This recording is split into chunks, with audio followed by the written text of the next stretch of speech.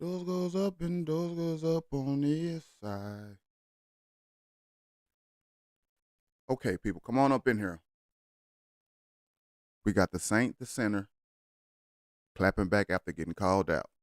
I'm trying to see if this was real correction or a defensive crash out. The whole panel energy is I'm right because I'm loud. Let's break down what the facts are and what's the feeling. Hey, this is the problem right here. When somebody gets challenged, instead of addressing the point, they yell, "You're speaking ignorant." Let's react. This is the House of Motion Studios, and I am your host, Jai Garrett. Let's get it. That a lot of you behave like animals, Oh, and shit. no, I Did it won't stand again. for I it. did And the I'll same thing I did continue last time. saying exactly what I said, and I mean every bit of it. And you're a lost female, and you're the. Are you married? Are you married to the father of your child? Oh, you think I'm going to answer your questions about my personal life?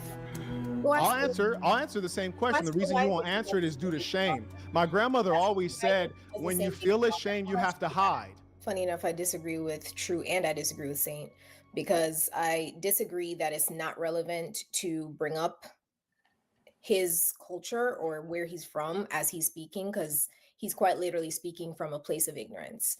And that's the main thing. If ignorance is your driver, that's going to be problematic. If you don't approach a culture with curiosity and you believe you know more about that culture, especially what you. Okay, let me tell y'all what's going on. They speaking on Frank. You know, I did a lot of videos on Frank. His take is Black Americans don't have culture. And they're also speaking on no, that's it. That's all they talking about right now. All right. You've learned from YT people and YT media or white media, you are going to have an issue. You're going to come off as tone deaf. You're going to come off as ignorant, which is exactly what he did. As I said, he contradicted himself in his exact statement. But what I also disagree with is you can't call it disparaging if that's quite literally what you're doing. You're disparaging them. You said they're irrelevant and then relevant at the same time. You said they have no resources, but yet you enjoy the country. Like, it is this back and No, forth. that's incorrect. You just misstated that. You said I said they're irrelevant and relevant at the same time. You'd have to clarify that. Let me finish though. Thank you. Anyways, so Assassinate, man. you are contradicting yourself by saying it's not to disparage them. I love that. No. Okay, what she's saying is, off top, she said, okay, Frank was wrong. But she also was saying that Saint the Sinner is wrong because he's talking about how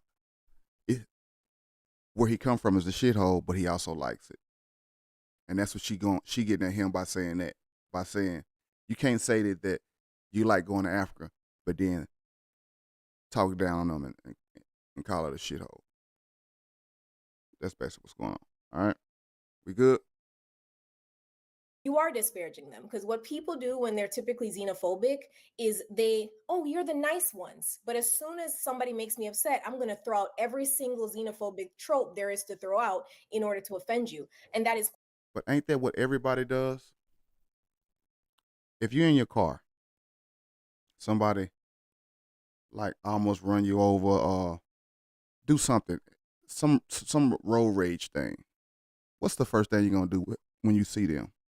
Whatever race they is, you're going to diss that race. If you see they overweight, you're going to call them a fat ass. If you, like, it's whatever you can see because you're trying to hurt the person. So you're going to say those things. So I don't understand what she's talking about. Quite literally what you're doing, while also saying I have Black friends like the YT people do. So it's not that is what you're doing, sir. So let's just call a spade a spade. If you want to disparage them this whole time, disparage them, but don't say you're not doing it while we see and hear you doing it. That's not honest. Let's get into it. So you said xenophobic. What does xenophobic mean? Finish up real quick by saying Oh, because you took a break. I thought you were finished. My another apologies. thing that's included in culture is hair. So whether or not I have it black, blonde, blue, purple, green, it's mine. And I'm going to do it with what I please. No, it's not yours.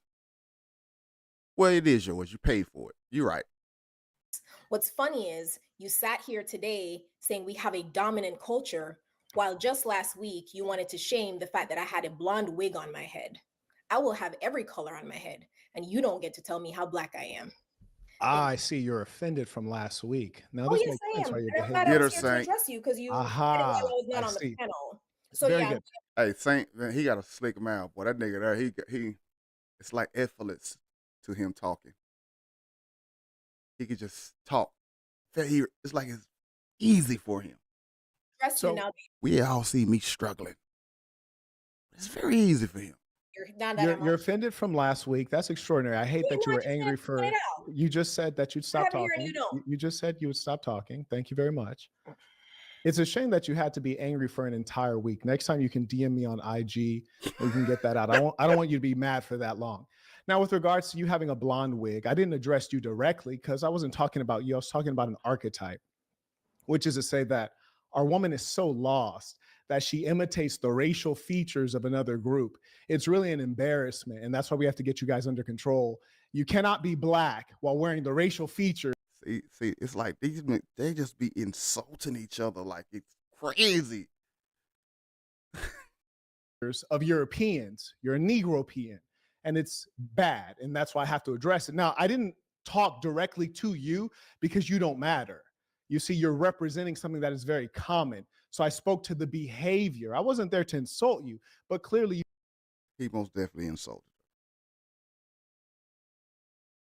you took it personally, and it was not intended because you're lost. We can't fix you. And But you're what we still can do is we insulting can her. deal with the young women and teach them that you are so extraordinary as a Black human being that you can do something no other woman can do. When your hair grows, it grows up toward the sun with life. It doesn't fall dead and dangle down like the Caucasians. You can do something no other woman can do, yet you choose to imitate them. Say, we just be low key dissing white folks like a motherfucker, like with ease, like it's nothing. As though they are your superior. Who are they to imitate? No one. So when you defend the fact that you would like to damage your hair with heating treatments or with chemicals, no, I don't think it's good that you use those toxic chemicals. And I'm going to tell you to love yourself. And it's with the love that I give you that you react with anger, holding on to what has been pushed into you through colonialism and enslavement. And that's why you rage against me. You're the best example of an unruly, angry Black woman who I thought she was a Caribbean. I thought she was from the Caribbean. Who rages against the very man that she says she wants to protect her and lead her. Oh, now, God. There's that piece. Now I'm going to carry on to address your piece about culture. You mentioned xenophobic. Would you define that word real quick? You got the definition, darling. Continue. I just asked you politely. No, I won't do labor for you. You can do it. You just used the word. I just want to make sure we have a similar understanding. Would you mind defining xenophobic? I'm asking a word that you used. I'm just asking you to define it so we can make sure we're having the same conversation. You can define it for yourself. I see. So this is the immaturity. And this is the unruly nature. We're supposed to be having a conversation just to make sure that we're having the same conversation. I asked you to define the word because I had an eerie feeling that perhaps you misuse the word or misunderstand the word. And this nigga said unruly. That's fire. I like that. Hold on, I want to hear it again. I think I'm gonna start using it. Having a conversation just to make sure that we're having the same conversation. I asked you to define the word because I had an eerie feeling that perhaps you misuse the word or I had an eerie feeling. Ooh. Misunderstand the word. And if that's the case, then that's why you would misunderstand what I'm saying. How about you define it? Let's see. 1 second. When you confront me with so much anger and viciousness, no, you interrupted. Yet you're not confident enough to define the words that you use. While I was talking, so I made sure you understood. You're interrupting right now. May I complete a sentence? No, I'm just pointing out the way you interrupted me. May I complete a sentence? Thank you. I'm just pointing out that you're so confident, yet not confident enough to define a word that you used. And this is a clear expose. You sat there, you saw me on the panel, you're like, I'm gonna get my revenge because he mentioned Black women wearing white women's hair. I mean, that's not even the current topic. So already we see that you're engaged on something else. But I like this topic because this is an important thing to deal with. And we have to deal with the fact that a lot of you behave like animals. And no, I won't stand for it. And I'll continue saying exactly what I said. I mean, every bit of it. He did not say you move like animals. And you're a lost female. And you're are you married? Are you married to the father of your child? Oh, you think I'm going to answer your questions about my personal life? Well, I'll answer the same question. The reason you won't answer it is due to shame. My grandmother always said, when you feel ashamed, you have to hide. The truth will set you free. The truth will set you free. If you ask me, Marquette, are you with the mother? Are you with the mother of your children? I'm just asking you politely. You can say yes or no. You can say yes or no. Let me make myself very, very clear. Why won't you answer the question? Are you ashamed? She said, let me make myself. I didn't know she was distorted. Was she distorted? I didn't know. I think I can hear her. Can you hear her? Why people say that? When someone intends, you're ashamed. That's a pity. To a point to where they quite literally paused their substream of our mainstream while they were supposed to be listening to the white woman being anti-Black to speak about the wig, so no chemicals involved. I had on my head for 10 minutes of your stream to the point where you did not even finish streaming because you went into speaking about every single aboriginals and all the archetypes of people with blonde hair and how Black Are you with the father of your child? All of this and that. Are you with the father of your child? You were a little bit triggered by the fact that I was wearing a blonde wig, sir. Are you with the father of your child? It seemed like it triggered her. Come on, man. Just wear your real hair, my nigga. Wear your real hair. And if it don't bother you, why are you upset and why are you bringing it up a whole week later? It bothered you. You felt the way about it. It's okay. Wear your own hair. Stop wearing Europeans' hair. Or East Asian people hair. I don't know what that is. You want to speak about prioritizing, and I want to speak about the Black family. Are you with the father of your child? Wearing a Peter Miller knockoff. Wigs are not important. Are you with the father of your child? Leather tufted couch to try to act like you are. Are you with? This is not a couch. This is a chair. Are you the father of? Are you with the father of your child? Idolizing white culture, sir. Here's a funny thing. You're talking about my chair. You're talking about I'm bald. That's cool. But the most important thing is family. Are you with the father of your child? I can change chairs. I can change chairs. Are you with the father of your child? Your entire bloodline. All your children and your wife combined. Are you with the father of your child? What I want to tell you is next time you want to come for me, make sure you don't have. I'm not. He didn't come for you. Hit dogs holler, and they holler loud, and they hold it for a whole week, and they feel the way because you be wearing fucking wigs, bitch. You wearing wigs. Stop wearing wigs. And then get mad when somebody say something about it that don't like it. Coming for you. Just calm down. Are you with the father of your child? For 10 minutes. Are you with the father of your child? My hair. Are you? Yes, and you felt every fucking word he said. You felt it, and you held on to it. It did more damage to you. You with the father of your child? Time and money speaking about my hair than it Are you with the father of your child? Hold on, how much money did he spend talking about your? Whoa, that's a big leap. That's a very big leap. Child, that's all I'm asking. Let me go ahead and say this. Why won't you just say simply yes or no? Why are you so ashamed? Labor on your own. I'll answer any question that you ask me. Can we be honest here? You're ashamed. Xenophobia on your own. You're ashamed. By yourself. You don't care about any of the things you said. All right, you I don't want about me being bald. You don't care about my couch. Saint and Pretty, if y'all don't mind, right? We just want to move it forward, right? So I think they understand that question won't be answered, Saint. But if I read the definition of xenophobia, can you respond to that and then get a response to true? No, sir. I'll tell you why. Because you're not the one who used the word xenophobia. She's the one who used the word xenophobia. And if we're being honest here, if someone uses a word and a person engaging in dialogue says define the word, is completely valid. Because I'm making an effort to understand you. But it's in her anger that she refuses to define the very word that she used. And what I'm Understood. explaining to her is that the behavior I'm observing from her is that of an unruly black woman. Unruly. And it does not come Ooh, I from this like that. conversation. I like the way that sounds. Why are you interrupting? That sounds like they were hurt. Somebody called me unruly. I don't know. Ma'am, It's just Pretty. Let him just finish, and then you can get an unadulterated response, and then we got to move forward. So angry. So very angry. Just condense it real quick, and then we'll get her. That's why I know that you're not with the father of your child because of this behavior. And that's why you're scared to say, no, Marquette, I'm not with the father of your child, because you're only going to validate that everything I say is accurate. You're living the unfortunate archetype that I've pointed out, whereas I'm living at the level that I represent. You can talk about my chair. You can talk about my custom handmade suit. But I'm talking about family. I'm talking about your family. The truth of your family is sad. My chair can be very sad. I'll just go get a new chair. But the truth of your broken family is very sad. And the fact that you're so ashamed of your bad behavior, you won't tell the truth. You're scared of the truth. Go ahead. Answer. Are you with the father of your child? Your family. No, don't try to flip it. It's too late. We've already heard you ignore the question. Go ahead, answer. Go ahead. It's safe to say you're not going to answer that question. You're not going to define xenophobia, right? I'll answer the question though. If she answers, I'll answer. Okay. So this part. Why is she scared of the truth? How could you trust someone who doesn't like the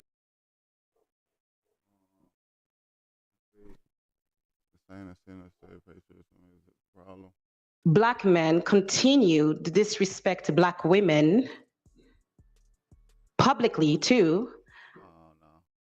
So you take it out. I want straight shooter. I'm the closest to Jesus that you gonna. So I'm gonna extend the same respect to you. You called me out of my name. You said some wild shit, especially with regard to how would it call this nigga out his name. Nigga, I'm telling you that you did. You can't tell me how I get respect. Is Kevin Durant like the greatest scorer of all time? What? Nigga, you crazy. He has an argument. I don't think he has a very good argument. I think it's Michael Jordan. I think it's Michael Jordan. But I think it's MJ too. He has an argument from like a legit one standpoint.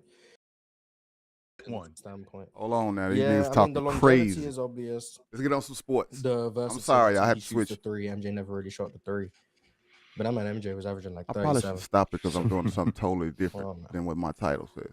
I shouldn't do that. Also, too, Pim, before you go, and Mars, I know you said it's kind of difficult to, rank bigs and guards and whatnot. But I got Hakeem and Giannis. Man, you know what? For different reasons. For different reasons. Look. You ain't got Shaq? Mike, man. Say it. Say it. Better scorer than Mike, man. Why is he a better scorer, Trey Bag? Why? He gets buckets. Okay, Jordan get buckets too. Because I said so ain't enough. First, I just say, but fuck that. Kevin Durant, Kevin Durant is a role player, Mike, man. But come on, man. KD. Facts, nigga. Come on, man. He's a role player. You got a dude that's 6'10 that can pull MJ 25.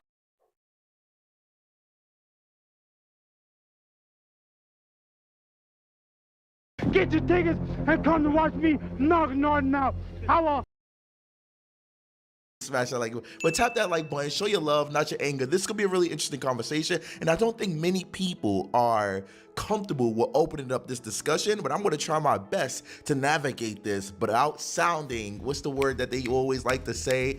They always like to say that we are, what's the word, chat? What's the word? I honestly don't know. It's going to come to me. It's going to come to me.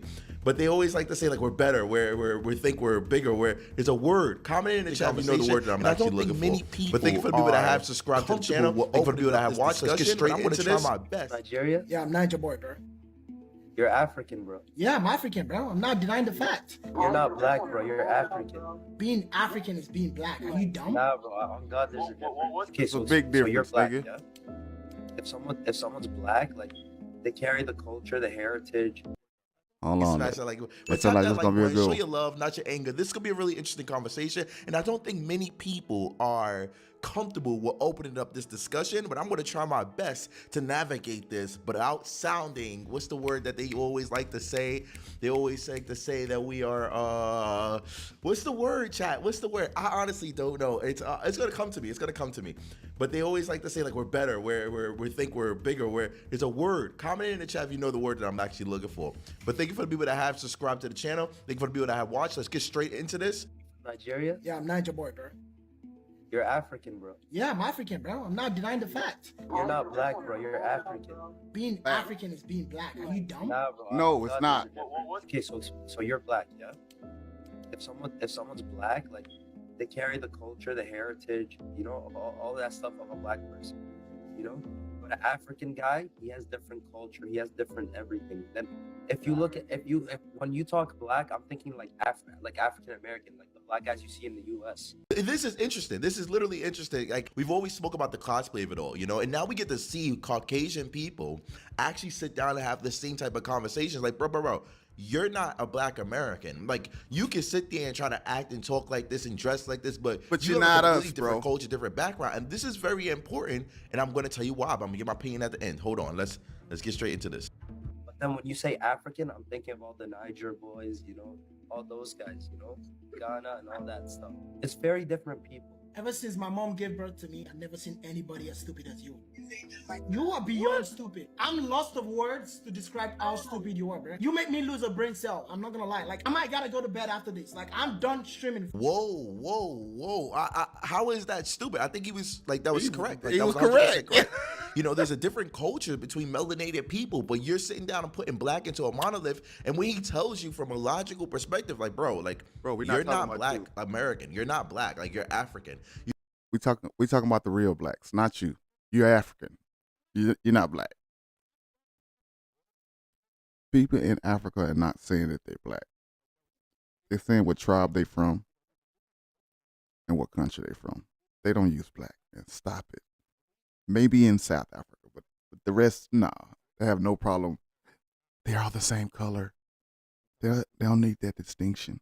They just didn't know what part of this motherfucker they from, so they don't use the black like that. This nigga sitting there looking like Casanet, even though he's a foreigner too. Or what you call it? Damn, what Tariq Nasheed be calling him? Anchor baby. I could be lying. I don't know Casanet. It's a young nigga. I don't know him, but I know he ain't FBA. You have a completely different tribe. You have a completely different culture. In Africa, they don't call each other black. They call them they represent by their tribes. So when he's telling you this, you call him stupid and derogatory names. It says the most dumbest person you ever speak. How? Like, you're confused. Like, I think that he might be confused at this moment in time. He literally broke it down in a very simple way for you to understand. And instead of you comprehending what he said, you called him stupid. Make it make sense, you know, because he literally broke it down from your culture to that culture and everything, and you still didn't get it. It's like he said, oh my God, he took away my shield. Is that what it is? Are you taking away the cosplay outfit and it makes you feel nervous, so you just want to call people dumb and call people stupid?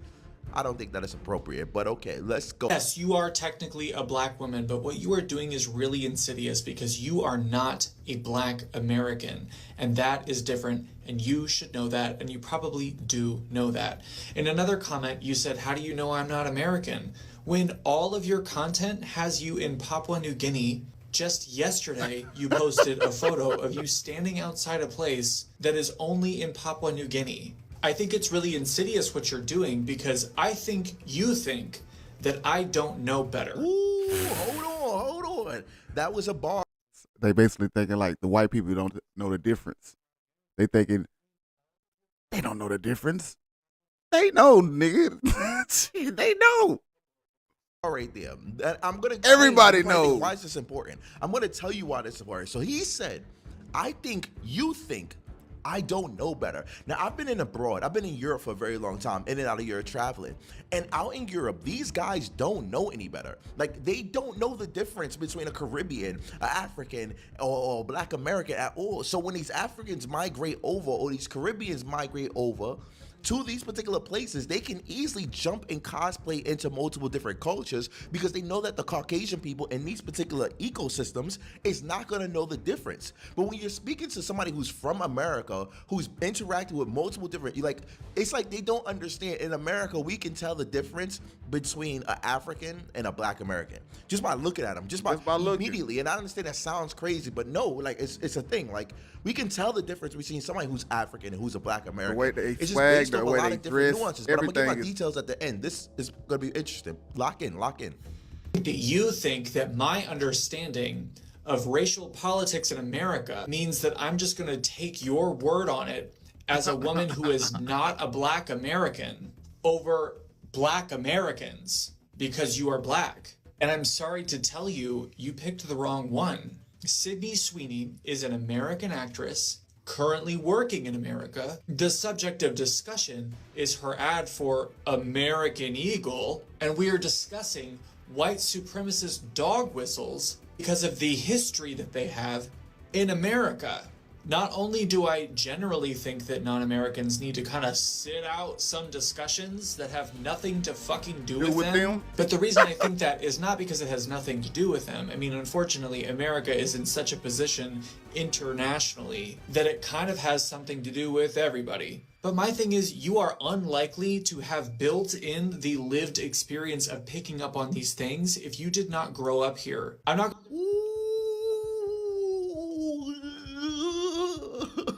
I'm sorry. I'm gonna calm down. I'm not trying to get, but it's true, you know? Like you. That's a fact. It's true.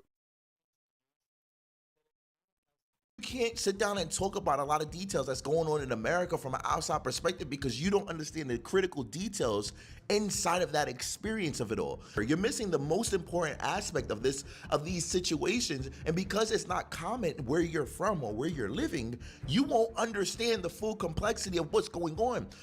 And that's why you'll jump online and give your opinion and think it means something when you're hurting it. You're hurting everything. Thinking that what's going on from an outside perspective is something simple, but you're not realizing that the people in America are more complex than that. The people in America are more strategically, I like to say, this is chess, not checkers, you know? And a lot of people think that, oh, these people are just normal. It's like, no, these people are highly intelligent and they're moving in complex different ways. You only see the uneducated people on social media and online. Those are not the people that you have a problem with. The people that we have a problem with is the people that are highly intelligent, who are literally making strategical moves from a strategical generational perspective. This is going to be a very interesting conversation. And I'm so glad that I pulled this up. Wow.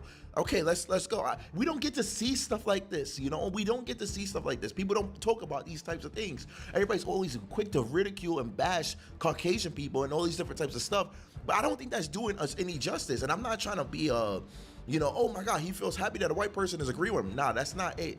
It's the main focus of the situation. One of the things that this is what I get from it. Is the only person that understands what we're saying and how we kind of feel on this topic, on what we're talking about now, this right here, is the white people.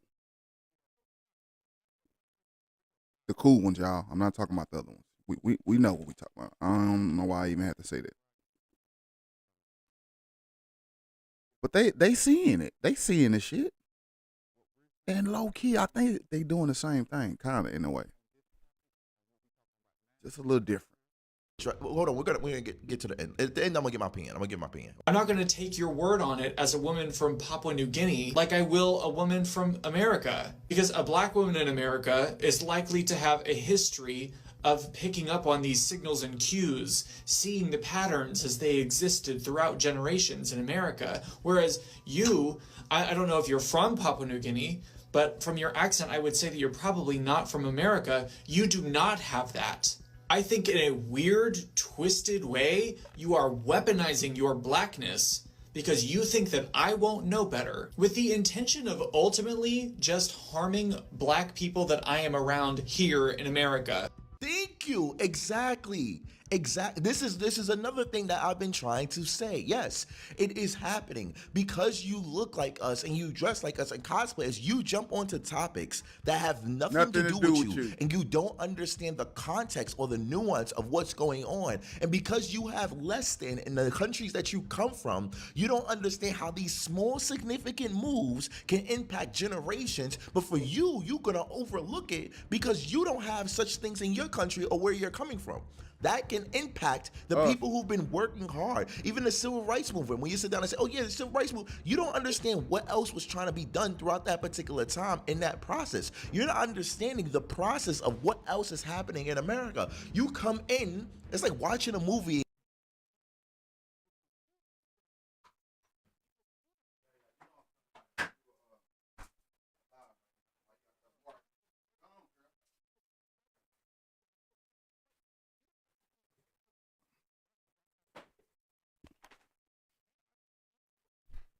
Sit down somewhere and chill out. And coming in at the end of the movie and then talking about, oh, how you didn't like how this person handled that, but he had to handle it like this to be able to get to this result. You know, you don't see the full context, but then because you look like us and you dress like us and you try to pick up on our manners, you think that it's your right to jump into a conversation that you don't know what's going on, and the statement or the side that you choose can impact multiple different people throughout the world. For an look. I know that feeling. I'm gonna get my opinion at the end. I know that feeling. Because I think the goal is that I'm just going to blindly take your word on it as if I think that's how it works. He lost his train of thought. I know that feeling, trying to go live and be talking. All that being said, let's say hypothetically you were a Black American and you said this same sentiment. Sydney Sweeney's right. You guys are just making stuff up. It's just an ad that means nothing else. You guys are bullying her. And if that were the case, I might feel a little less defensive. But at the same time, I reserve the right to know what the fuck I'm talking about when it comes to the way that white people are conditioned to be. If I'm being very honest, I think there's a not small possibility that when making the ad, she didn't really think it through. I think that's a very likely possibility because I'm not really getting the impression that she is somebody who thinks about other people like that. But the thing is, it would have been so easy to say, yeah, I saw that. I didn't mean it that way at all. But that's not what she said. She said nothing. All right, so basically they're talking about the Sydney Sweeney situation with the American Eagle ad that she did at that moment in time. And I hope you're paying attention to what he says of these particular details of that. Like, she didn't say anything. She didn't say, oh, I didn't mean it in that way. She didn't address it. She didn't push away from that narrative that we all saw, you know? And that's a very interesting thing, which I think dramatically hurt her career. But okay, let's continue. She said nothing. It would have been so easy. Like, did you see how quickly I got those words out? Like, how little airtime it would have had to have taken up in the interview? And she chose not to, intentionally. That was intentional. Because if you are somebody who is not from America, you are probably fed a very white version of things, very white perspective of things. And it is a very common white thing to not really know what the fuck is going on until somebody tells you what the implications of the thing that you just did are. But the problem is that many people told her what the issue was, and we have now told her many times what the issue is. So at this point, it is intentional. I know it when I see it. I know when I see somebody who is not. I like this. He getting at his own people. I don't know the full thing, y'all. I don't know full thing, but I just got to sit and watch it and don't have a fucking opinion on it because, I mean, he getting at his own people. Being ignorant. And for you to tell me that I don't know my own people, that I don't know what the fuck we're up to. Now, I'm not somebody who's going to sit there and try to bash on Africans, and I don't want people to think that, you know, I'm saying, oh, you know, Africans, they try to do this. No. I have love for Africa. I have love for African people. I have love for Caribbean people. I have love for anybody that's from a melanated background and perspective. I understand what you're going through. You understand a little bit of what I'm going through, and we understand a little bit of what each other are going through, and we can resonate on that time, you know? But at the same time, you cannot sit down and walk around and think that all white Americans or white people in general don't know the difference between Black American and African and Caribbean. Now, in America, they do. In America, they can see immediately which tribe you're from. We can read it as quickly as possible. Maybe it's because in America, we are taught this ability to be able to read and size people up at a quick, rapid pace. But in Europe, sorry, I think I just said earlier that I can't put a whole bunch of people into a group, but in Europe, from what I've experienced on my personal time, since I've traveled and lived out abroad in Europe for about 10 years now, they don't. They don't understand the difference. They don't know the complexities of the different tribes. And it's easy for Africans and Caribbean people to migrate into these cultures and jump into this cosplay behavior of what's suitable. Now, if Black American culture wasn't as popular or suddenly started to die down, I guarantee you we'll start seeing a lot of Africans and Caribbean people. I'm Caribbean. I'm Caribbean people, but a lot of African and Caribbean people that are abroad. Clarification on the are abroad. If you're Caribbean that's from the islands that are in the islands, it's a different situation. If you're African that's in Africa, it's a different situation. But we'll see Africans and Caribbeans who are abroad dressing more in their particular culture and identifying with their particular culture's presence, let's say, all right? But for white Americans, a lot of white Americans are socially, economically, politically aware of the nuance in the Black American, African, Caribbean diaspora that's happening right now. They understand the difference at this moment in time, and that's what it comes down to. But in Europe, I'm just letting you go, I'm gonna say it again, they don't know. These countries don't know the difference. So it's easy for these Africans and Caribbeans to jump in there and start dressing in Black American clothing and start acting like they are part of that culture and doing that particular type of thing, which I generally just don't think it's cool, and I don't respect it. And then when I sat down, I had a conversation, trying to explain to people, like, bro, they're African. Like, what do you mean? Like, that's not the same culture. Like, oh, what do you mean? Like, are you racist? It's not, I can't be racist. It's not racist. They're not the same people. It's cosplay. It's this, and I said this before. It's the same. I made a Ali G reference. It's the same thing as white people wearing braids and NBA jerseys and tracksuits and with gold chains and stuff like that. It looks the same. Like when we see these Africans dressed in this particular type of way, it looks the same as cosplay. Is it culture vulture?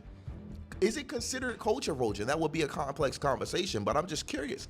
And why is it always an issue when we address these particular situations that tell you, like, bro, even white Americans, you're not a Black American.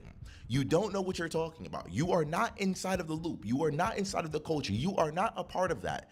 Why is it some reason they're calling white Americans dumb? They're calling Black Americans, oh my God, look at them. They think they're better. They think it's a hierarchy. What do you mean? There is no, like, I don't understand. How difficult is it to tell you, like, bro, you're not a part of us, and you know this. Why are you pushing back, and why are they pushing back to fight against this reality that we all live in? It literally makes no sense to me, and I'm sure it makes no sense to you. But even as I sit down and have this conversation with you, and I break this down in a very complex way, in a very civilized way, trying to be informative, educational, there's gonna be people that's gonna come in and say, oh, he hates, there's a word that they always say. Is it ego? I don't know the word. Please comment in the chat. But they always say it. It's like, oh, it's like you think you're better. They think you're this. I don't know what the word is. It's off the top of my head right now, but you'll figure it out, But why is it that they always try to bash or make us feel bad for telling you that you're not a part of us? We don't know you. You're not gonna go to Nigeria and then jump in from somebody who's from Ghana and try to act like you're a part of Nigerian culture if you're not even Nigerian.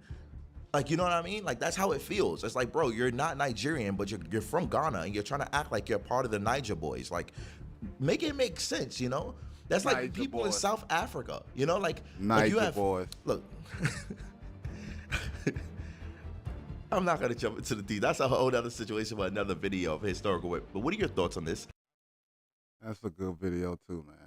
I think I'm gonna keep going, man. Man. What else we going? What else I feel like? Should I stay in the same area? Another Black American dies in Ghana because of this. What? Whoa, I don't really care about that though. Back to Korea. Nope, I did that already. And it was called out Black Americans for staying silent on ice.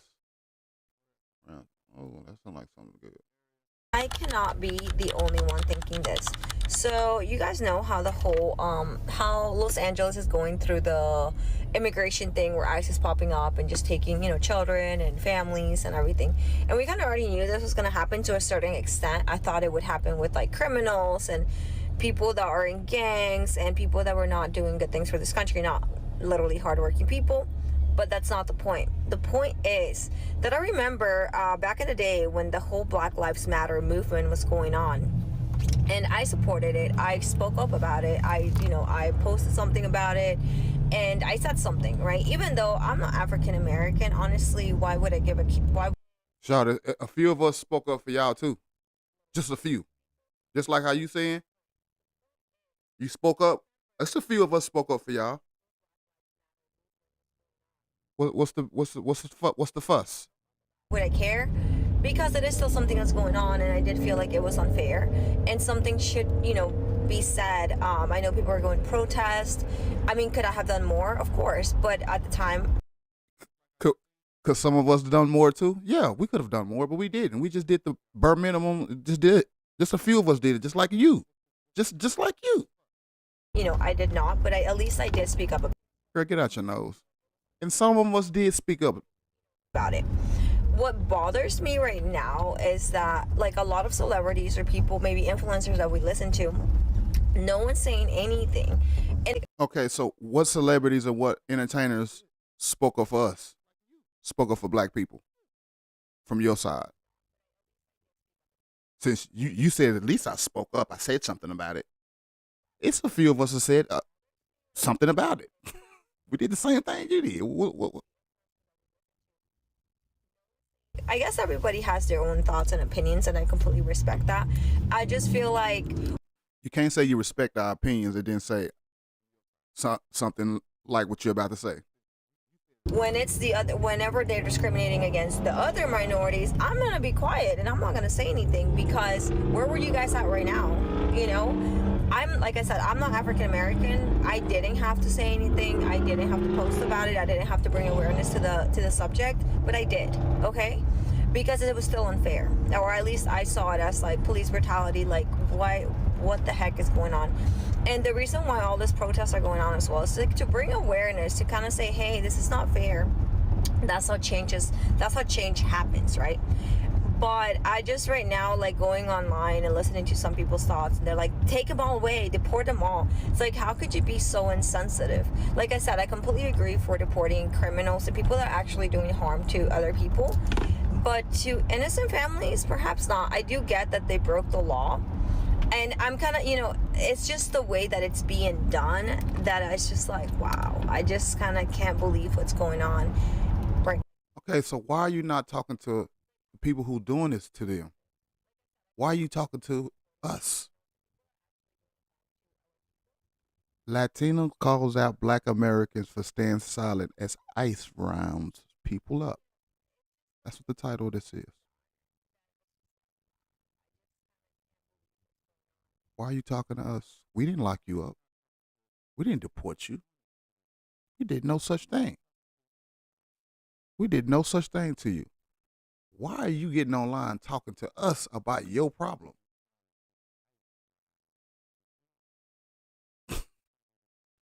You can say, I could have did more for y'all, but you're asking us for help. How you know the same amount of people of your kind that helped us? We did the same thing for you. I've seen some black people speak up for y'all, and they continue to do it. It's just not majority. Why does everybody want us to speak up for them when they in trouble, bro? Have y'all ever noticed that? The Hispanics went through it. They looking like, what the blacks said? Why they ain't speaking up? Why they not doing that? This little white woman got done up by the ICE. And the white people are saying, why the blacks silent? Everybody's looking for us for direction.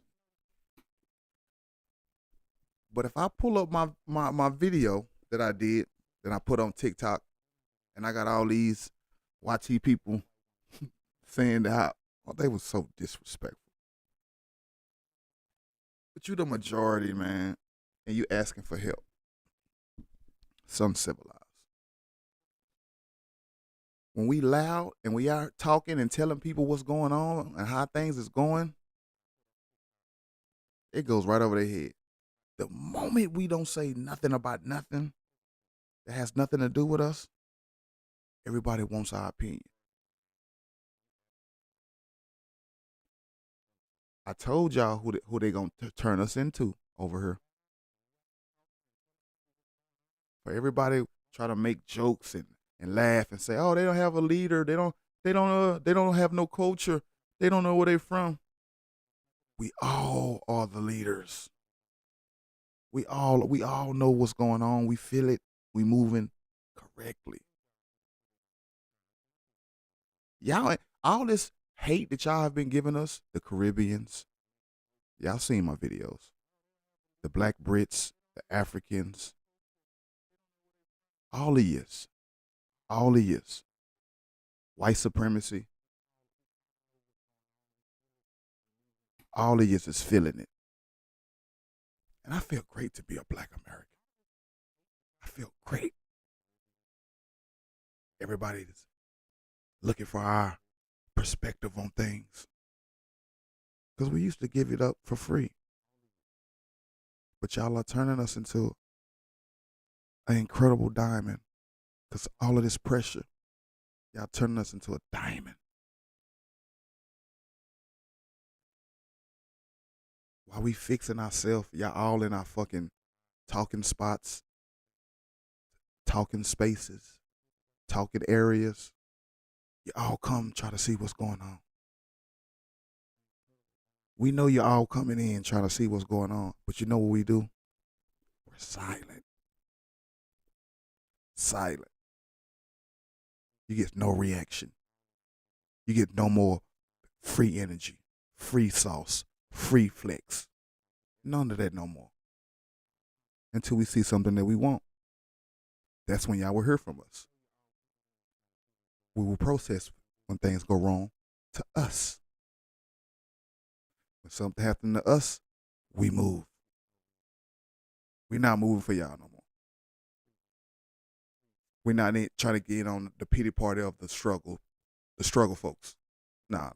We passed it. We know what we facing. We understand. We gotta get right. And that's what we doing.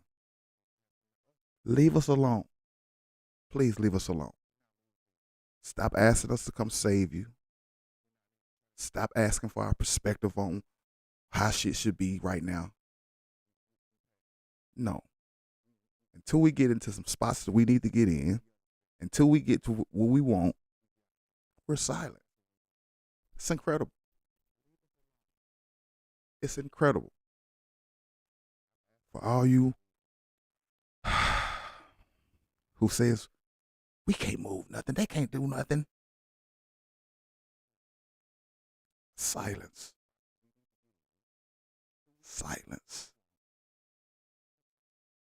To a point that somebody gonna come say, okay, man, please, all right, come on. What do you want? That's what's gonna happen, y'all. They're gonna ask, what do we want? What do we think? Tell us what you think, and we give you something. That's what it's gonna turn to. Watch. People's thoughts, and they're like, take them all away, deport them all. It's like, how could you be so insensitive? Like I said, I completely agree for deporting criminals and people. So if you can be on board with them talking about the criminals, how you know that's not what we saying? Deport all of the criminals. Why do you think we talk about deport citizens and people who came here the right way? See how disingenuous you're talking?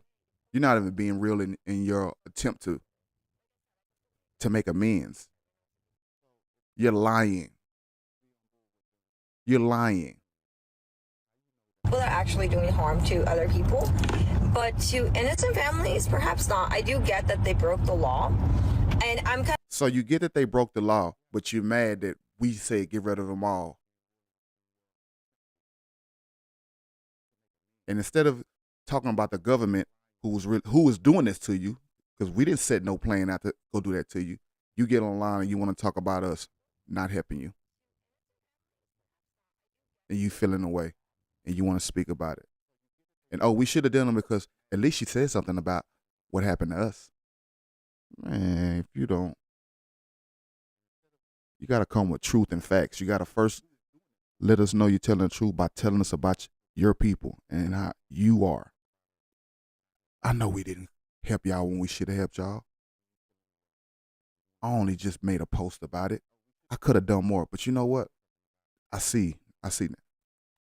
Truth will set you free. Trying to lie and gaslight only gonna make us say, not give you a word. Continue moving until your numbers fizzle out. Come on, man. Come on, stop it, man. Stop it. Kind of, you know, it's just the way that it's being done. Well, ma'am, let me address something you said that just before we get into our community. You said you really didn't have no problem with them, deporting criminals, but you didn't think that all that was going to happen. Well, see, this is the problem. You immigrate to a country and don't understand the dynamic of white supremacy. When they say, "Oh, we just want to deport criminals," we're not going to do anybody else. It's just the criminals, and people in your community say, "Yeah, that's great. Get the criminals out." But here's the thing: if you understand white supremacy, if you're not them, you're considered a criminal. If you're not European, they will make you out to be a criminal. White American. You see, they took the spotlight off of Black Americans now, and where that spotlight is going on now. And it's a tactic that they always use. They make you out to be a criminal. You are a criminal in the eye of the public. Once you get that, the target is on you until for us, we couldn't leave. But for you, you're going to either leave here because it's too bad for you, or your ass going to be locked up and sent back anyway. So it's not even going to matter. It's not even going to matter. How dare I go to another country and look down on the people? It's crazy. Especially the people that look like me. I'm not going to another country and shit on the people that look like me. And I'm in there shucking and jiving like I'm one of them. Man, if you don't get your... Latinos in the United States have not earned the support of Black people for us to be demanding, "Oh yeah, why aren't they coming out to protest with us? Why aren't they engaging in activism with us?" Because we haven't earned it at all, in the slightest. Or did you guys forget that 46% of all eligible Latino voters voted for Donald Trump in the 2024 presidential election? Or how about the fact that racism, anti-Blackness, colorism, all of these things are still very much pervasive in our communities? Bro, Latinos haven't even reconciled with the fact that they can't use the N-word unless they're also Black themselves, because Afro-Latinos exist. Oh, and if we're talking about Miami, oof, you'll see the whitest MAGA Latinos be like, "Bro, but I grew up in the hood. I grew up around Black people. In Overtown or in Liberty City, I could say it, bro. No one's going to stop me from saying it. It's my right. I'm not racist. I have a Black friend." We haven't even gotten over that. And we want Black people to go to protests with us, to engage in activism with us, putting their lives, their freedom, their bodies on the line? No. I completely understand any Black person that wants to just disengage. Sounds like a very sane man. He's very sane. I rock with him. He understands. And we can go further, brother. Disregard us. I get it, guys. I really, really do. And we, as Latinos, as a collective, should not be harboring resentment against Black people, criticizing them, getting angry at them, questioning them. No. Because we've earned this. They are completely justified in feeling the way they feel and doing what they're doing. Thank you, bro. Now, I would like to give a message to the Black folks watching this video. You are completely justified in your feelings and in doing what you're doing, and I respect it. But please remember that Black folks are also being affected by this persecution of undocumented migrants. And I feel like that's not talked about enough either. Here, Miami, Florida. No, we're not. You're talking about more immigrants that happen to be Black. Black Americans, where they gonna send them to? That's what y'all federal. What are they sending the Black folks? Sir, please tell me, where are they sending Black folks? Y'all always want to throw that in there. They not sending us they can't send us nowhere, bro. I got a birth certificate, bro. I got a social security card. They can't send me nowhere, bro. Even if they wanted to, what would they send me? What they gonna pick? If they pick me up, what they gonna send me to? What they gonna send me to, bro? Like, come on. They're not picking us up, bro. They picking up immigrants. I'm not an immigrant. This is my country. Florida is the best example. Haitians, Jamaicans. They're not Black Americans. They're Haitian Americans. They're Caribbean Americans. They're not Black Americans. That does not affect us. Bahamians, Afro-Cubans, Afro-Hondurans, Garifunas, Black people from all over Latin America and all over the world, Africans, just so many Black people that are also undocumented that are really being affected by the persecution of this administration. And I don't care about them. I'm sorry, sir. They have a whole country to go to. They're not me. You calling them Black? They're not Black. They're Haitian. He's a Haitian American. Those are Jamaican. They're not Black. Remember, they say they're not Black. They're not Black. The Latinos that don't want to be called Black. They're not Black, bro. They're Latino. And they feel disrespected if you call them Black. So why are you saying that they're Black? Just because they got dark skin. They can have dark skin and be them over there and not be us. It's possible. It's Blacks everywhere. of course, much like any other entity in space, Black folks in immigration detention centers in the immigration system are treated worse than their white, Latino, Asian counterparts. I understand that. I understand what you're saying, brother. But they ain't Black. So it's really important to acknowledge that and just let you guys know. But yeah, Latinos, we need to tighten up. If you guys want the support of the Black community, then earn it. Demonstrate that we can solve these issues of racism in our own communities, and please stop saying the N-word. If you're not Black, don't say the N-word. It's really simple, actually. Black people, good morning. On the topic of the ICE protests going on in LA, now nationwide, yesterday I said Black people should stay out of it. Sit this one out. I maintained that, but I didn't say why. A lot of people are being petty when they say that, but I'm not. I really mean that. Not because their fight isn't our fight. No. Because ultimately, constitutional rights are being infringed upon. And Hispanic people make up 20% of the country. They are the most populous minority group. Again, not being paid towards them in what I said, we've already had this fight. Because Black people, remember, the United States as we know it was not always united. We had Union states and Confederate states. So people who were escaping slavery, as we all know, could be captured and killed, lynched, whatever, or sent back to their plantation right up underneath their master. As per the Fugitive Slave Act of 1793 and 1850, which eventually was repealed in 1864. That Fugitive Slave Act is the outline of the ICE as an organization. It's literally the outline. Black people, we've done this already. Our time with that then came and went. That's already part of our story and our history. Hispanic people have an opportunity because, in truth, those who are eligible to vote, half of them voted for Kamala, the other half voted for Trump. Hispanic people have anti-Blackness, nationalism, and otherism within their own communities that needs to be addressed in their own communities. Because in the last video that I posted, I gave figures.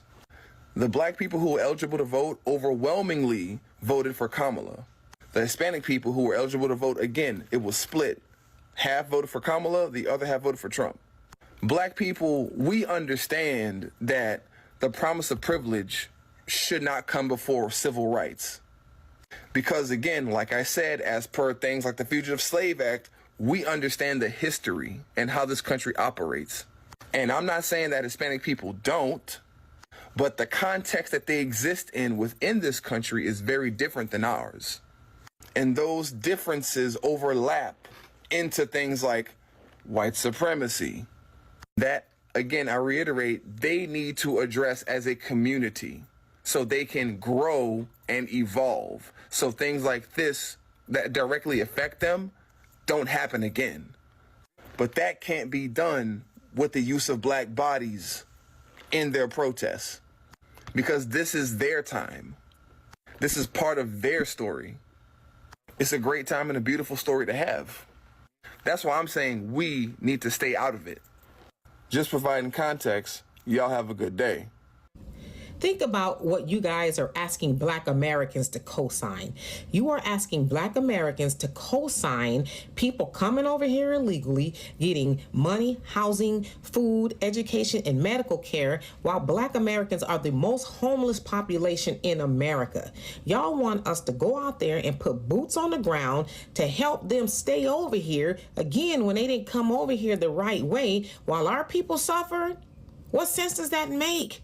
And the audacity of y'all to think that we should be out there doing that when y'all don't do it for us.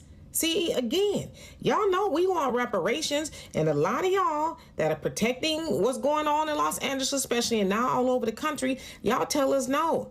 Y'all don't deserve reparations, but yet y'all asking us to go do something for you when you won't do it for us. Facts. An East Asian woman came on this app and called Black women cowards because we have decided not to be on the front line for these protests against immigration, mass deportation. She said that a lot of Black women are cowards. We are cowards if we are not on the front line. And she said in another video that a lot of our ancestors were cowards, which is wild considering had it not been for our ancestors, you would not be here. Your parents would not have been able to immigrate here. It was the blood, sweat, and tears of my ancestors that, allows people to come to the United States of America for a better life. So to call us cowards is crazy. But I'm just curious, do other ethnic groups not recognize that Black people are not slaves anymore? Like, we don't have to do a damn thing but stay Black and die. Like, we are not your slaves. We don't have to do anything that we don't want to do. And to be honest, the reason why their attention is more focused on us opposed to their perpetrators, the people who voted for the mass deportation, the white man who's in charge. You know what's crazy is? These same people who would say that we need to be helping them, I'll be the same motherfuckers that make jokes about being slaves or try to stand on. I was never no slave. We was never no slave. But everybody want us to speak for them. Something special about Black Americans, man. The reason why their energy is towards Black people is because they see Black people as inferior. Like, we are second-class citizens, we're low-class citizens, and they're superior to us. And the fact that all of the attention is on immigration right now and they are targeted, they just can't grasp, like, not us, but we're Asian, we're not Black, but we're Hispanic, we're not Black. Why is this happening to us and not the Black people? But we're not Black, but we're supposed to be okay because we're not Black. It's almost like YT said, all right, we gonna chill on trying to destroy them. We really can't kick their ass up out of here. Let's fuck with the other ones. Let's get them the fuck up out of here. But they come here because they think that you like them now. And I'm talking about YT, and I'm talking about the immigrants. They come here thinking, oh, white man is good for us. He loves us. He protects us and gives us food.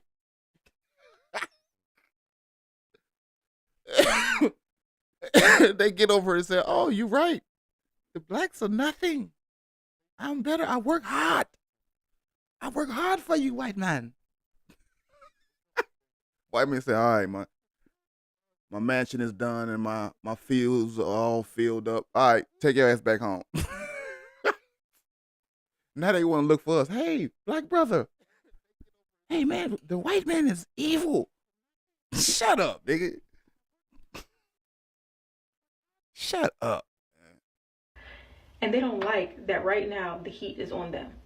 always been on black people, still is, but they just don't like. Now, if black people were under attack right now, when I say black people, I mean black Americans, as much as, you know, immigrants, they wouldn't care. They wouldn't say anything about us because they would feel like, well, at least, you know, black people are getting attacked too. But because right now it's really bad for them, they have to blame us. They have to blame us. It's not our job to save you. It's not our. Instead of, why don't nobody want to go at the person who doing that shit to them? They talking to us. We sitting on the sideline like watching the game, eating sandwich. We just watching. These niggas in the finals playing against each other, and the nigga just dunked on him. He go look at the crowd and want to talk to the crowd. Look, bro. He talking to me. He talking to us. Oh shit, bro. You better go finish playing. You better go finish playing. They deporting your people, bro. Like, you should be looking. Play the game, bro. Play the game, bro. Bro, you're down 60. Why are you talking to me? Our job to save you, and you cannot manipulate us, gaslight us, guilt us, you know, force us to do anything that we don't want to do. And calling us cowards is not helping your case. Being in their find out era, because they took over Miami, and it was to the point where you couldn't even find a job unless you spoke Spanish. And even if you spoke Spanish and you wasn't Cuban, you wasn't getting that job. And I give them a lot of credit, because before their family or friends would leave Cuba, they would already have a job, a car, and a place to stay by the time they reached Miami. They really set up their people very, very well. Even had a wet foot, dry foot policy. Where they messed up at was thinking that they thought becoming a Republican was going to make them turn. And the whole time they're speaking Spanish. And a majority of them didn't even bother to learn English, but yet they thought they were. And my main question is, what is the difference between Fidel Castro and 45? Until then, This message is for Cubanos for Trump. Took away your parole program. Cubans, Nicaraguans, Venezuelans, and Haitians. He just took it away from you. We are officially in fuck around and find out season. Welcome to episode 1.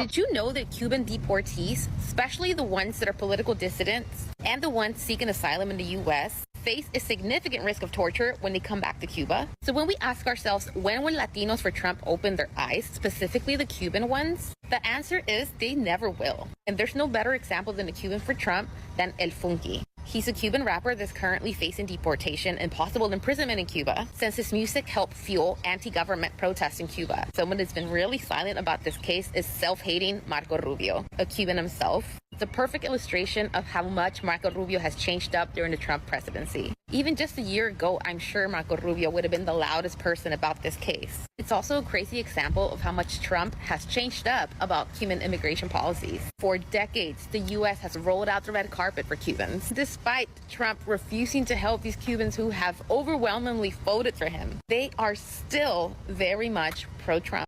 Hold on. Why they keep screaming they voted for him? Did it make a difference? Shit, everybody voted for him. Besides black people. I voted for him. I ain't gonna lie to you. I voted for Trump too. But shit, most of my people voted the other way. So, hey man. I'm sorry, man. I just couldn't. Nope, I'm not gonna say that. I'm not gonna say that. I'm not gonna say that. Yeah, some things. Are denied bathroom privileges, are denied medical attention. People in ICE concentration camps are losing their lives. And don't even think about saying FAFO, fuck around and find out, to these people in ICE detention centers. It is a shame that members of the black community started the trend, and so many other people followed. This is an updated voting poll. Updated. Brown people voted for Kamala Harris more, but you fall for the colonizers' divisive tactics, the inaccurate voting polls, the initial propaganda. It is immature and immoral to be centering that type of behavior. Hold on, I still stand on my vote for Trump instead of Kamala. I'll be damned. No, I'm not. I would never. It's despicable. Here, in response to a community that is being mass deported in prison and concentration camps and tossed out of the country to who knows where without any rights or contact to any lawyer or family. When we should be focused on solidarity, and this has to stop immediately, especially those of you who claim to be activists perpetuating this FAFOBS nonsense. Shouts out to Aaliyah, because this is where it was on her page when I first saw this lady, this Mexican lady. And then I went to her page and she doubled down and literally said that they helped us during the Civil War, which is a lie. And the Mexicans helped free the slaves. First of all, Mexico had slavery themselves that wasn't abolished until 1829 or 1830 or something, somewhere around there. And the president that abolished slavery in Mexico was Afro-Indigenous. I don't know why they keep leaving that part out. He looked more like a negro than he looked like. Y'all picking up what I'm putting down? And when we were down there, we was fighting beside them. We was helping to protect their borders. They conveniently leave that out. All this civil rights, there was nobody that was not fighting with us for civil rights. Is a lie and a scam, not as a collective. And they know a lot of them are anti-black. It is so crazy that they keep blaming us. First of all, we've been saying fuck, just like we've been saying a whole bunch of other shit that they co-opt and steal and turn into something else. Fuck never really had no political meaning. That's just how black people talk. That's how we talk. Why do they keep blaming us and centering us when we are not the ones that's putting them in concentration camps? We do not yield, nor do we hold the power to deport them. They are focusing on the wrong people. Why y'all not mad at MAGA? Why y'all not sticking it to the white man? I mean, we just got to call it a spade a spade. It's so weird that the Mexican and the Latino community keeps coming for black people. It's because we're not putting our bodies, we're not sacrificing our bodies and going and running out and standing on the front lines. Is that what it is? Why they got so much animosity toward us like we're the ones that's doing this to them? We're not inflicting any pain on you. And as per Aaliyah's video, because I never saw that initial video, she played a video of a bald head clear guy coining for political purposes. Once again, stealing our shit, renaming, reclassifying it, giving it a different meaning. We're not making fun of y'all like that. We really ain't. We don't give a... It's unfortunate, but stop blaming. You're pointing. The audacity. How many times are black people gonna warn you that you shouldn't even vote for the orange man in the first place, but you went ahead and voted for him? Now you're single-handedly coming on this internet street and be making these. The accent is crazy. She sounds scary. I'm done with this, man. This is what, an hour and 12 minutes. No, I'm gonna do more. This ain't about an hour. I done seen niggas do 7 hours, 4 hours, 3 hours. I can't even get to 2 hours. Oh my God. I may not be able to do this game. I can't go this long, man. Streaming is supposed to go by going long, right? That's what I'm thinking. You stream, you're supposed to stream for like 3 to 4 hours, right?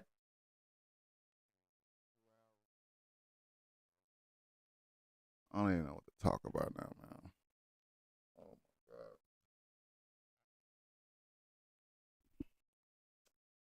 Black conservatives versus black liberals, I don't care. Black Americans break their silence. Segregation. It shocks white America. Version of righteous separation, spiritual sovereignty, and black sufficiency. I wouldn't mind being able to go to the grocery store without them. I wouldn't mind being able to play my favorite game without them. I wouldn't mind having my own designated water fountain. Like, not everybody was trying to get into a party of people that don't want us around. Tell them to hurry up and put them signs up. Y'all act like we want them non-flavorless chickens anyway. We want flavor. Y'all ain't doing us no harm. Y'all be messing like, come on, man. And I ain't trying to go against y'all because I got a little bit of y'all in my blood too, but we don't give a damn. And y'all want to sit there, not you. When have y'all ever stood with us? We good over here. One of the biggest things that I've realized that nobody's talking about when it comes to segregation is that we don't mind it. It's white people that got the problem. Because when y'all realize that we literally don't need y'all get mad. We've created thousands of thriving black cities and countries. Because we can do it without y'all just don't get it. Y'all need to be all up in our space and all up in our mix. For what reason? Because when I've gone to primarily white spaces, I'm sorry, but I'm not impressed. But y'all can't say the same for us. Like, there's been over 100 massacres on black cities and towns simply because y'all are outraged that we can thrive, that we can come together, and that we can do things no matter what the circumstances are. Because last time I checked, it's white people that mainly benefit from government assistance. But y'all love to say it's us, don't y'all? But instead, we can take the bare minimum and create enormous things. Can you not do the same? I guess not, without the government's help. There is a serious debate happening right now inside Black American community. Let us first listen to what they are saying, not with conclusion, but with an added perspective. See, the truth of it is that integration was never about freedom. It was finesse. It was a system's way of saying, let's stop them from succeeding independently so we can profit from their brilliance directly. It was about control. And so I want us to be very clear about this. You know, we were never separate but equal. So that's a lie. We were separate and excelling. We had our own schools, we had our own banks, we had our own businesses, and baby, we were thriving. Black Wall Street, they burned it. Rosewood, they bombed it. Wilmington, they overthrew it. Why? Because we were doing. You see how all this shit is connecting to everybody? Everybody paying attention, everybody knowing the stories, everybody on code. It's like we know. I'm not trying to say that against her. I'm agreeing with her. I'm with her. It's just like people try to act like we ain't. She could probably be in California, Louisiana, don't matter where she at. But if she's in the U.S., we understand each other way more closer than y'all think. And we don't need a secret meeting to be on code, to understand, to move correctly. Doing too well without them, and they couldn't handle that. And so that's the truth. They didn't really want segregation gone. They wanted control. This is why we know that integration was just repackage of chains. When we were... Yes, we all know that the whole reason why they wanted to stop segregation was they wanted our money. That bread, we was competing with America and doing very well. It was the business that made them change. Made it look like that they changed. They wanted that bread, that moolah. Because if you got a whole nother class that you just say they nothing and they out there doing their own shit. Now they're a competition.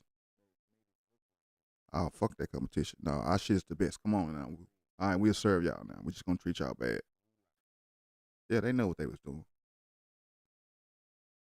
And they got one over us on. We should have stayed segregated up until now, and then come together. When we was able to really establish everything solid for a bunch of years and gain our wealth, and then we should have came together. Then we probably better see who's rule. Man, I love these discussions. Were separate, we actually were building and excelling. And when they saw that we could excel without them, then it was like, oh no, we got to take control and make sure that their labor is profiting us. So right around that time, they rolled out this whole standardized testing, ACT and SAT. Y'all remember that? They created this IQ ranking to measure their norms, not our brilliance. And then we were said we were behind, when we really weren't. We were just building our own lane, not asking for theirs. We already couldn't go to your schools. We already couldn't live in your neighborhood. We already couldn't shop in your store. We already had to sit in the back of the bus. We already filled out your jail. We already had our zip codes redlined. We already had our votes suppressed. We already had our families separated. We already had our men profiled. We already had our women objectified. What you think you gonna do new that's gonna be able to intimidate us? Black people got soundtrack music. Yea, though we walk through the valley of the shadow of death, we will fear no evil. Back. It is their master plan to make you live in fear so you don't fight back, so you don't lift up your voice. But you gotta always do that. That's how you get change. You don't get change if you ain't talking. You don't get shit to change if you ain't asking for it. So you don't demanding it. You get the same old to make you want to flee, run to where it's better. Don't kick against the prick. Fear is the only weapon that white supremacy has. Remember when we had our own stores? Remember when we had our own restaurants? Yeah, that wasn't a bad thing. That wasn't a bad thing. At all. And this don't have nothing to do with my Caucasian brothers and sisters. You feel me? Because I love you guys. I love you but too. I'm just saying, like, shit was better when it was segregated. I guarantee you segregate us, bro. You segregate us, bro. It'll probably be less violence. Because we would have to learn how to work together, bro, as African-American people. So I really think it's a good thing, bro. Bring on our own town. You know what I'm saying? Yeah, hell yeah. I'll be one of the first to move there.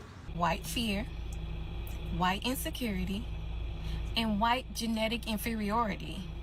Not supreme over anything. They're scared. They're scared because they know they're dying off, their birth rates are dropping, and they're on their way to biological extinction. We're starting to unite. Not unless they get isolated. They gotta get isolated. They gotta go to somewhere. It's too diverse. It's diverse as fuck in America though. You know what I mean? But like, where can you go and set up and so you can get your birth rate right? You know what I mean? That's probably why Trump is moving the way he moved. Maybe that's the agenda. We don't know. We don't know. Maybe that's the agenda of why moving the way he moved. Nigga trying to grab up Greenland. Can't live there anyway, but I don't know. Maybe they can. They could do a lot of things. I think that's for the dome, though. We're starting to see through all the lies that we have been fed from this government for centuries. We're starting to wake up and realize who we are. We realizing that Jesus wasn't no pale-skinned man with straight blonde hair. We know who we are now, and we know we're the people of the book.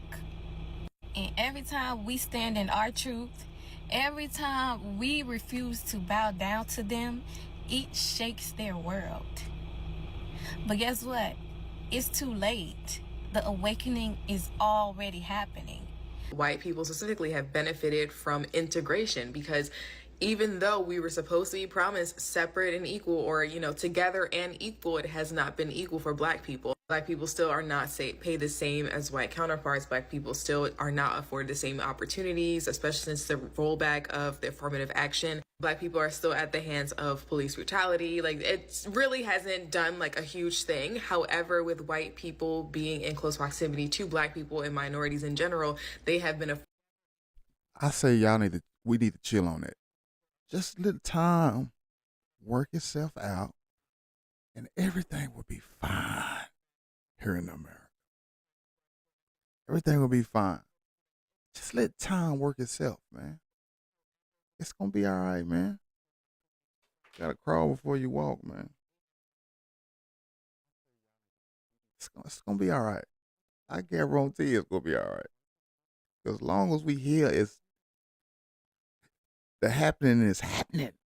Afforded the opportunity to be educated on how their ancestors have behaved both currently and previously in history. And it's because of that proximity of white people to minorities, specifically Black people, that they have been able to learn, grow, flourish, and apps like TikTok have been able to change the overall perception of history, specifically in the United States. Now let's get back to the conversation that I was having in real life. So I was having a really hard time of understanding where these people were coming from, the people that were half white, half Black. Because as someone who is mixed, right, Black and Chinese, the one drop rule has applied to my life through and through. In fact, a lot of people have actually denied that I am Chinese, even though I know my heritage and where I come from, at least that part of my family. So what I asked in that conversation was, well, if you had to choose, would you go with your Black family or your white family? And they both said I would go with my Black family. And I said, why? And they said, well, they're just a lot more fun. Like, I feel like I have community. I feel like I have... It's because that's the only one that's going to accept you off top.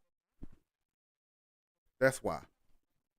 Unless whatever mix you come into it, the other side is loving and embracing, you're going to always run with the Black because the Black is the most safe because they're going to protect their own. You know what I'm saying? They're going to accept it more. You know what? It's crazy how we just a different type of people, bro. Like I'm really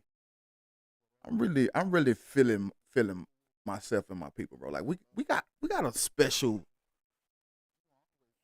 It's crazy to be betrayed as the most villain, but we accept all. We the only people that accept all until we find out different, and then we switch on your bitch ass. But we accept all. We let you do something, then we go at you. We don't prejudge because of who you are. It's like, oh, hell no. No, we don't do that. We come in, we realize that you just a fuck nigga, and we just, oh, hell. I don't know why I said fuck nigga. I'm sorry for saying that. This is for educational purposes when you mess up talking. People that really like stick beside me. And what I really think it boils down to is community, because minorities have been forced to assemble their own communities because of oppression, because of things like segregation. And in doing so, are able to support their own people regardless of, what those people look like because of the way they have been oppressed in the past. Which is why you see today a lot of Black people online are like, oh, I don't care if we're segregated or whatever. But a lot of white people are like, no, we can't do this, because they would in fact lose their community. Black people have their own community, have their own restaurants, banks, shops, businesses, influencers, all of it, right? So white people who don't really have the same community, who don't have the same deep connections, don't have the same village of people to really be behind them in their own culture and their own lives, are going to be missing out because they don't have the support from minorities, aka Black people in this case. In that scenario, it's white supremacy, which hint is very closely related, if not cousins, to patriarchy. Because if white people actually had their own communities where they were flourishing and it didn't really need to rely on minorities, and they could... White people like to say they want their own country, but they don't. They don't want to work. Listen, they ain't trying to do that shit, man. That's why.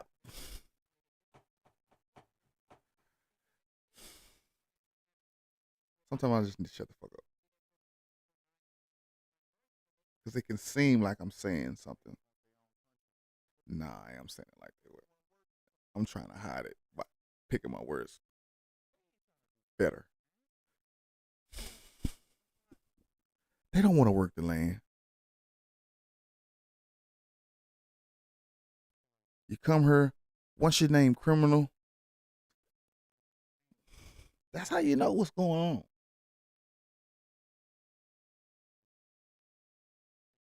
Because what they put the criminals? They make the criminals do. work for a wager that you wouldn't do it if you was in the poorest country in the world for that price. Think about it, people. Could be fine all by themselves. In case you need, I said a whole bunch of nothing. I know.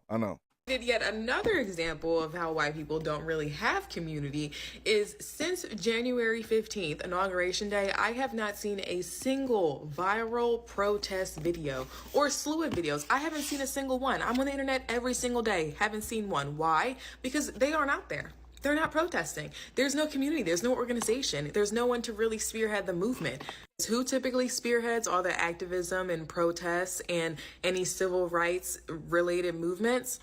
Black people. While I still have you here, I would like to also point out that because white people don't have these big, flourishing, supportive communities like other minorities do, they really grasp hold of their communities in real life, so like their families and, their people they hang out with at the country clubs, et cetera, et cetera. So when things like a presidential election happens and people find out that their other half of their family actually voted for someone that they don't support, it is actually less likely that they're going to leave that family because it's literally the only semblance of community they have that does not involve minorities. Like we would leave you to it. We would be, oh my goodness, good for you guys.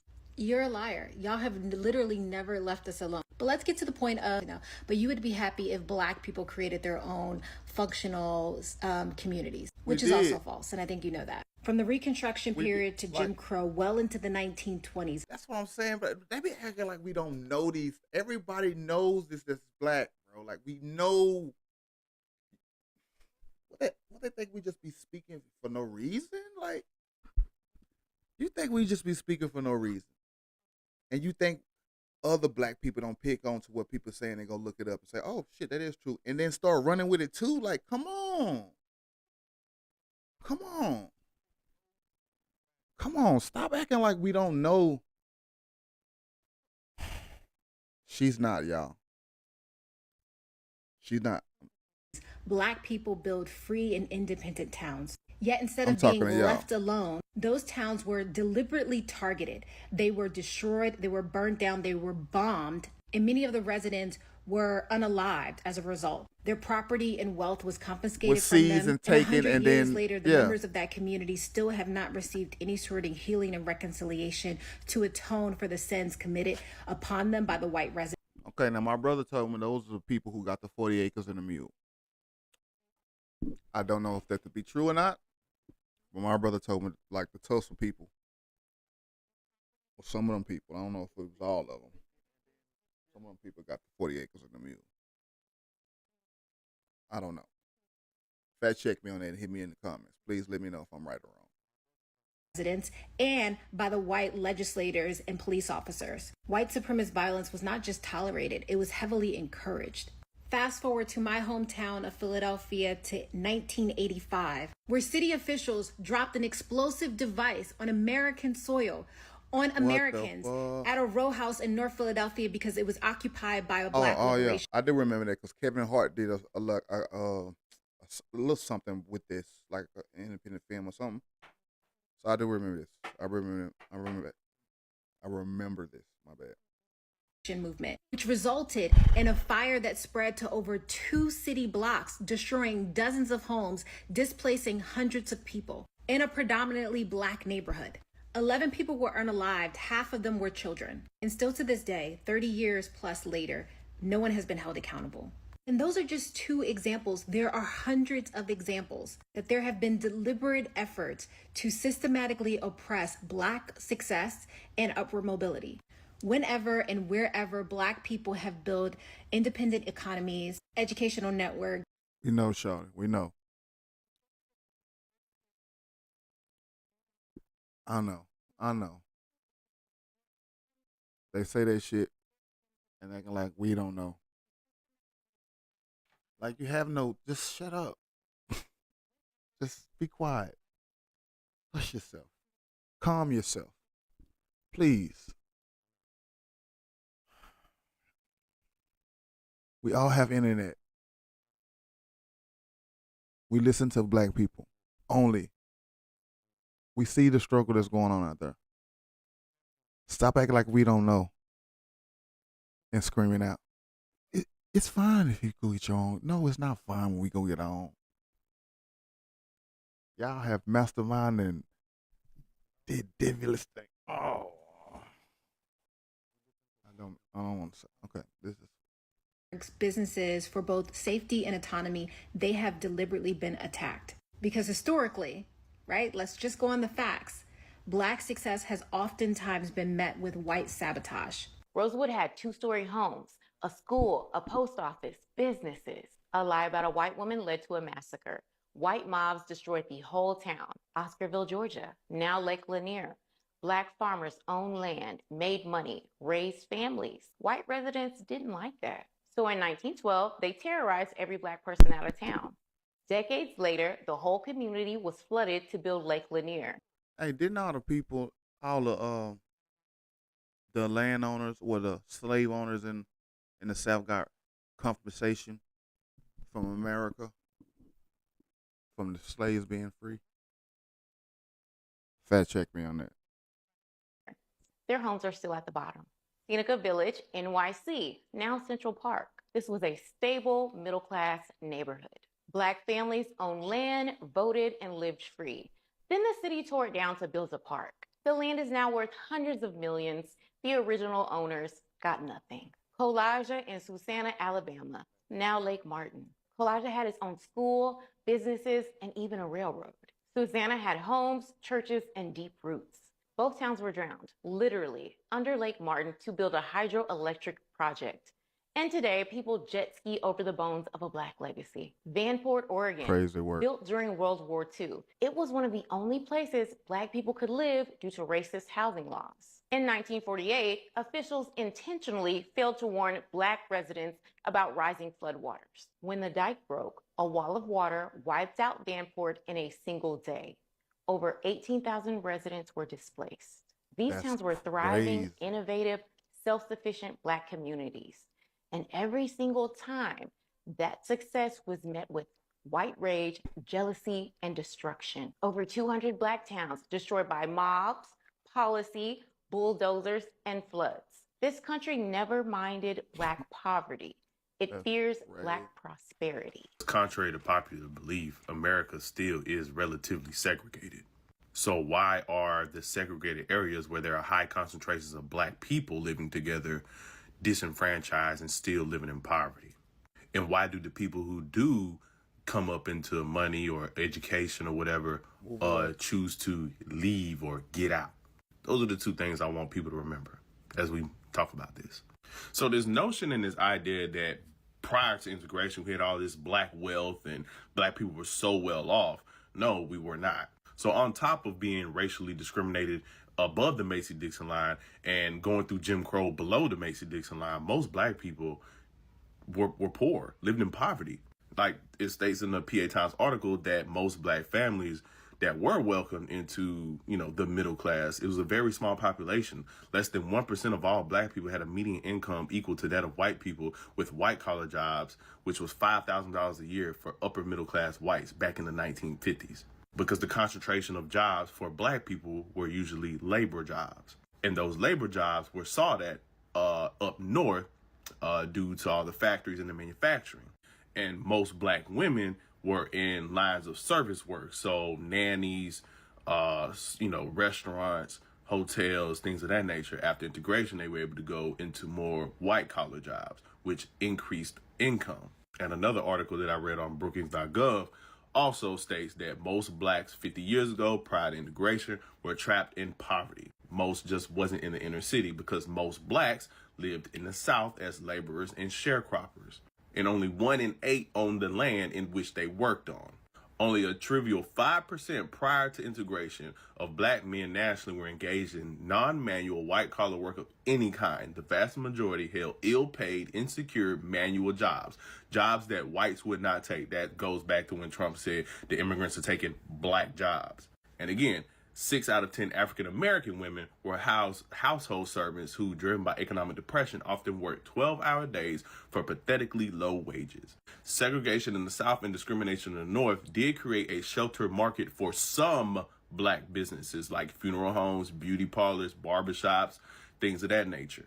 And they served the black community, barred from patronizing white establishment, but the number was minuscule. Like this idea that we had all these blackness and black storefronts and all this shit, that was a very small, like, it was like 9 cities throughout, that time period in which black people had wealthy, thriving cities. Of course, everybody knows Black Wall Street. I think there was one in Richmond. I think 10th Street in Dallas. Of course, Harlem in the 1920s. But it wasn't like that was just everywhere. Like, how do y'all think that people in the South were getting these business loans and these storefronts and this land? Like, where? Whatever. That's why the Great Migration happened. And that's how you got a lot of places up north and in California. I said, even now, you could look at this map. Black people are still segregated.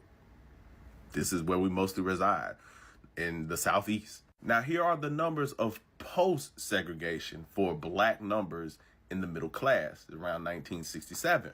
So a few years after integration. And look at the numbers jump. In 1967, only 22% of black people were in the middle class. So after the New Deal was struck and the federal minimum wage was passed, it decentivized Southern business owners from hiring low-wage black workers. So that's when the Great Migration happened, and most black people left during World War II, where there was a shortage of manufacturing. Southern blacks left to go up north, and that's where they found those wages. The wages were so much of a change that it was almost twice that of those people who remained in the South. But what did they do? After integration, what started happening? Those manufacturing, those automobile manufacturing, those type of factory work, they got dismantled, they got destroyed, they got outsourced overseas. They took away the one thing that allowed black people to have somewhat of upward mobility during that time. But even through that, black people were able to still thrive and continue to increase their middle class due to white collar work, right? So we talk about education. Is that what's holding black people back? No, it actually wasn't. As you can see, up till then, up until the late 1980s, black people were only 2.5 years behind whites in both reading and math, and 2.1 years behind on tests of writing skills. And it states that if those trends would have continued at that rate, by now, around this time, we would be performing at about as well as our white counterparts. Instead, it came to a screeching halt between 1988 and 1994. Wink, wink. What started happening? Wink, wink. And by 1994, that gap increased from 2.5 to 3.4 years in both science and writing, and the racial gap widened.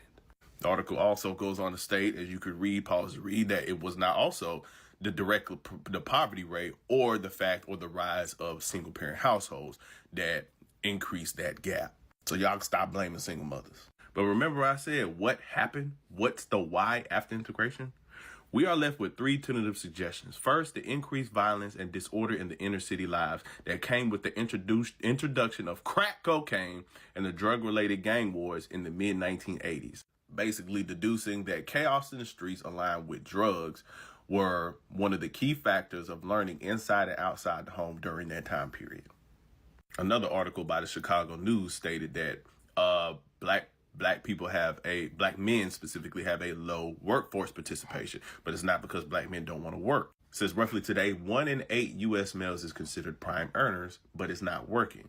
That number is 1 of 3 for African American men. And what is the reason for our underwhelming workforce participation? States down there, mass incarceration. Jail had a terrible effect on young men, especially young African American men. You could think of incarceration policy as a sweeping even larger numbers of men, particularly less skilled men, out of small positive earnings into zeros. So with all that, black people are still segregated for the most part to this day.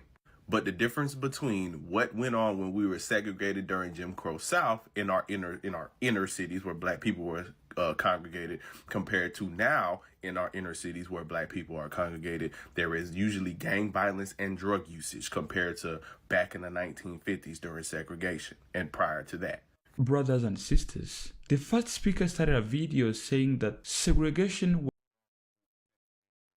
I'm sorry, Mr. T. Oh, you talked the rest of it, huh? Yeah, man. Oh, how long have I been here? I ain't even 2 hours yet. This is crazy. Doors goes up and doors goes up on this side. I'm finna stop the live, bro. I just gotta stop it, man. I'm tired. I have nothing else to say. I have nothing else to say to you guys.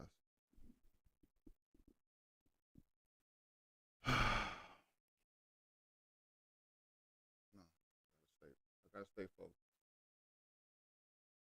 I gotta stay focused.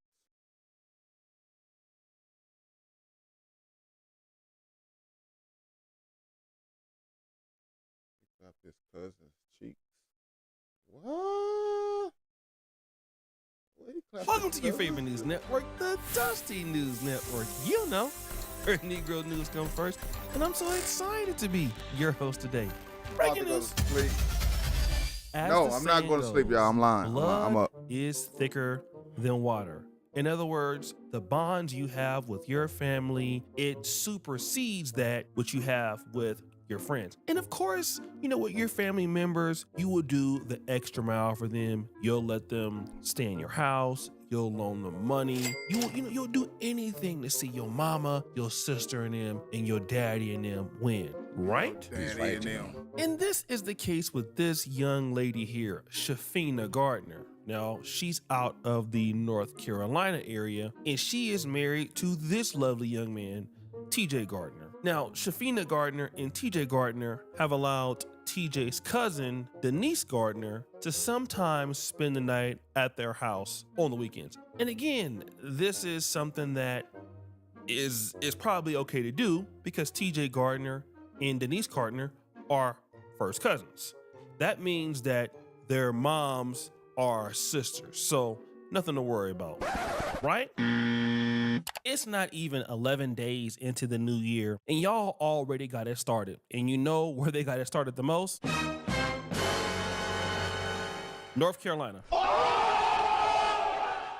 And we're talking about this beautiful young lady here by the name of Shafina Gardner. Give her a round of applause, all right? Shout out to Shafina. Shafina is a nice Christian woman. Amen. She is married to her husband, Mr. TJ Gardner, okay? Now, she must have changed her name to his name, but there's a problem. She is alleging that TJ Gardner, her husband, is clapping cheeks with his cousin Denise Gardner. And guys, we got posts. January 2nd. So I found out today that TJ Gardner is effing his first cousin Denise Gardner. Yay! Happy New Year. Then she says, his first cousin though, sister and brother children as the old folks say. God, I'm praying for my sanity right now, God. Damn. Then she continues, but she comes stay at my house on the weekends on a regular basis. Now we know why. Boy, clap sounds. So I'm feeding you, housing you, buying you clothes and ish, and you effing my husband, which is your first cousin? And in my damn house? She still's talking, y'all. No, I'm not okay. I'm effing disgusted. She continues. Oh, TJ Gardner and Denise Gardner. I bet y'all didn't think I was gonna drag y'all nasty, incestuous ass to hell today, huh? Damn. I posted every bit of this ish on purpose. With a purpose. So guys, as you heard here, Denise and TJ Gardner are not only cousins, they are f***ing. That's right. When Shafina Gardner is like going to work, he is sleeping with his cousin. But check this out. We got some more information. You might have thought that I was just making this up, right? Damn right. No. Because why? Well, Shafina Gardner has proof that Denise and her husband TJ were messing around. And how did she find this out? Well, of course, she got her daughter to basically trick Denise into confessing that she was sleeping with her own cousin. The family manager? Baby, listen, I call her the family manager. That's my oldest daughter. She have watched mama over the years. She know how to maneuver. So she hit Andrea up. Call, like she the concerned daughter, like, oh, this is affecting me. Like, I need to talk to you. I just need some answers. I just need some clarity. Like, just please, let's talk. So Andrea calls her. How long, like, and why? Like, y'all, I don't understand. I'm not clicking. Like, That's my daughter. like, cool. Like, of course y'all family, but this just like what, how, and why? Like, I'm calling you. I'm calling my dad. Like, I understand, like, the situation that y'all is in, but, like, I'm trying to make sure that everybody is straight. I've always been the family manager. I'm trying to be the bigger person here. I'm still trying to make sure everybody is straight. I know it's a lot for you, but hell, y'all grown. Like, y'all grown. It don't matter we grown or not. Like, kids, my kids are young.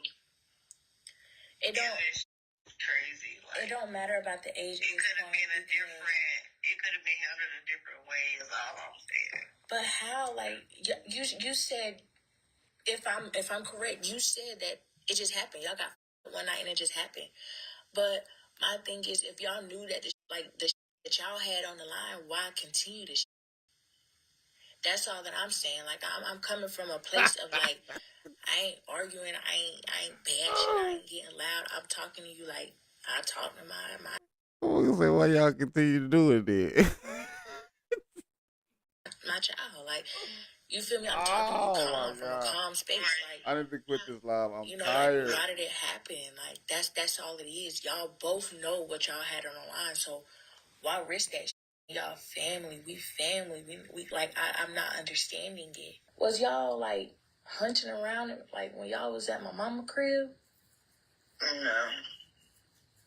Was y'all the thought about it? Like, thinking about it? No. I've done many down bad stories here on this particular Dusty News Network, but I have never done it to this extent. Shout out to the North Carolina Beat for the story, but I keep telling you guys, there are certain states that are down bad in America. North Carolina, and then add South Carolina, all right? Florida, Georgia, Tennessee. Y'all states are the worst. And every time you Negroes come across my desk, it's from one of those down bad ass states. This by far is the dustiest story I've ever done in like 5 years. How could you clap your cousin's cheeks, then admit to clapping the cheeks on the phone, talking about it was a one-time thing, knowing damn well you was spending the night at your cousin's house so he can clap you up, but y'all got caught and everybody know about it. Next story. I understand that relationship. That's crazy work. That's crazy, man. Hey, man, I tried to make it 2 hours, y'all. Trust me, I tried.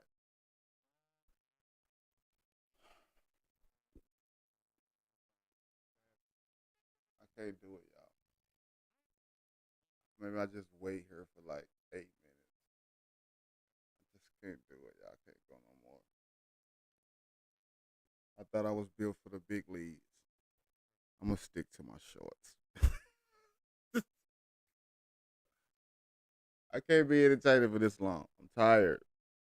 All right, man. I'm tired, man. Y'all holla, man. Bye.